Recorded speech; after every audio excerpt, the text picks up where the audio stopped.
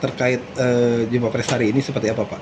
Yang akan dilayangkan? Jadi konferensi pers hari ini ya sengaja kita adakan, ya kan, untuk memberikan klarifikasi dan juga keterangan kepada pihak media bahwasanya kami melakukan upaya hukum terhadap dugaan-dugaan tindak pidana dan juga ada dugaan kejanggalan yang kami terima, ya, klien kami terima, dan ini merupakan upaya kami untuk sehingganya bisa mengembalikan sesuai dengan ranah hukum secara normatif itu.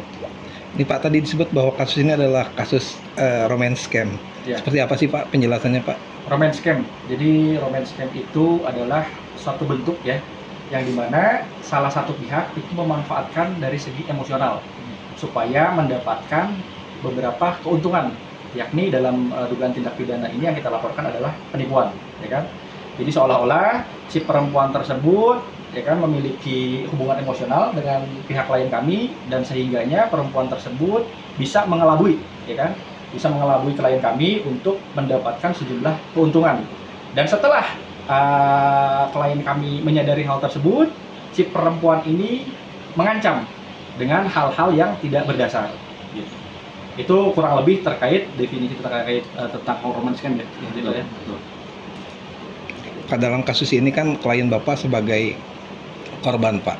Tindak lanjut yang akan dilakukan, langkah hukumnya seperti apa Pak? Oke, untuk tindak lanjut upaya hukum kita sudah serahkan hal ini kepada Polsek Cibadak, ya. Kita sudah serahkan, kita lakukan upaya hukum terkait pelaporan secara pidana dugaan tindak pidana penipuan dan penggelapan. Dan saat ini laporan kami sudah ditindaklanjuti, saksi, berkas, termasuk dengan bukti yang kami lampirkan terkait bukti chat itu sudah diperiksa melalui laboratorium forensik, ya kan, dan ahli dari forensik juga sudah diperiksa, dan saat ini berdasarkan SP2HP yang kami terima itu menunggu hasil daripada penetapan gelar tersangka. Jadi kita sama-sama menunggu, ya kan, kita sama-sama menunggu hasil yang didapatkan dari pihak Polsek Cibadak. Gitu. Kapan tuh Pak ada gelar tersangka? Untuk gelar tersangka saat ini kita belum dapat kabar, ya kan? Kita belum dapat kabar. Mungkin nanti rekan-rekan media juga bisa tanyakan kepada pihak Polres, ya. Karena dalam hal ini pihak Polsek mengajukan permohonan kepada pihak Polres berdasarkan SP2HP yang kami terima. Nanti tinggal dari pihak Polresnya yang menyampaikan kapan agenda untuk digelarkan. Gitu. Harapannya buat pihak kepolisian mengenai kasus ini seperti apa sih Pak? Harapannya terhadap para penegak hukum, ya, termasuk lembaga pengawas yang kita libatkan juga, ya kan, mulai dari Kompolnas, dari Propam Mabes Polri, dan juga dari lembaga legislatif bisa sama-sama mengawasi agar transparansi, ya kan, dan terciptanya keadilan lah, ya kan, sesuai dengan tujuan hukum. Yang pertama adalah keadilan, kepastian hukum, dan kemanfaatan. Nah, ini yang kita pengen dapatkan itu terkait keadilan dan transparansi pemeriksaan.